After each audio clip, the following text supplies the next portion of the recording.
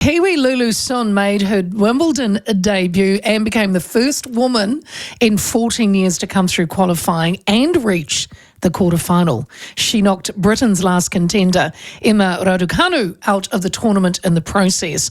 Sun, who was born in the Southland town of Tianau and earlier this year switched allegiance from Switzerland to New Zealand, outplayed Emma 6-2, 5-7, 6-2 to move into the quarterfinals, where she will play Croatia's Donna Vekic.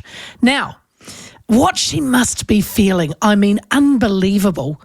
It was so remarkable, you know, the 123rd ranked female player in the world and was only playing her second Grand Slam event. She's now guaranteed at least $782,000 in prize money. And it's phenomenal for her. 23 years old, I do believe. Now, no one knows exactly what she is feeling, but one woman who has a fair inkling of what she was and is going through. In the 80s and early 90s, this woman was a fully fledged touring professional, won a singles title and 2 double crowns, and was a former New Zealand Grand Slam semi-finalist in the 1989 Australian Open. Belinda Cordwell, and she joins me now. Belinda, good evening. Good evening. How are you? Thank you so much. I've been telling the listeners that you were on a train, and we were hoping, fingers crossed, that you'd get out of the train, and you've done it. So we really appreciate it.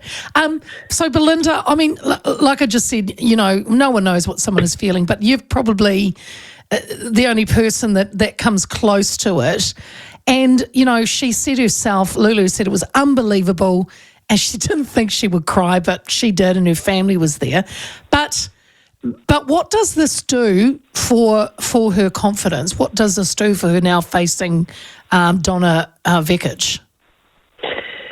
Well, I think from a confidence point of view, I think any sports person would appreciate that, you know, she's won 7 matches. And you mentioned she's come through qualifying at Wimbledon, and anyone who's played at Wimbledon, the qualifying is a place called Roehampton, and it's just the toughest qualifying you could ever play. Everybody wants to win, and all these matches are like 11-9 in the third set because it's just like dog eat dog, everybody trying to win. So Lulu came through that qualifying period and made the main draw, which in itself is a huge achievement. And to then quietly go on, beat a couple of top 10 players on her way to the quarterfinal, and then have that quite amazing match in the last 16 against Emma Raducanu on centre court. I mean, she's kind of like these milestones that she's hitting every single day seem to be quite impressive and phenomenal to me. But in terms of her confidence, I mean, she just knows her formula. She knows what she's done every day to get to the quarterfinals. And I think her team around her will be saying, let's not change a winning game. Let's just do the same thing. You know, and a lot of players will do things like eat the same breakfast every morning. If it's been successful. Now, I don't know whether Lulu does that, and but you know, some players are very routine and stick to exactly what they've done because it's a winning formula, and you know, her confidence will be sky high because why would it not be? Did you do that, Belinda, when you in your playing days? Did you have a routine? Not to that degree. I mean, I didn't eat the breakfast, you know, every day. But I do remember, if I think back, you know, it's a really long time ago. So maybe my memory is a little bit skewed. But I think back to the Australian Open when I did have a good fortnight. I just kind of stuck to my routine. I was just there doing my thing. Didn't have a coach with me or anything like that. It wasn't sort of what we did in those days. But it just sort of stuck to the same people that I warmed up with in the morning and just kept myself on track. And I thought it was interesting that Lulu talked about the fact that she hasn't looked at very much social media. She's looked at a few comments from friends and family. Really clever, because you kind of have to stay in your bubble and sort of do you. So I thought that was quite a mature comment of hers to make with such a huge match looming. Yeah, no, that's stay off social media, and that's good advice for everyone. She will have spent her day off studying, no doubt, Donna Vekic of Croatia, who's number 37, and I do believe she'll face in about 8 hours. But what do you know about Donna, Belinda?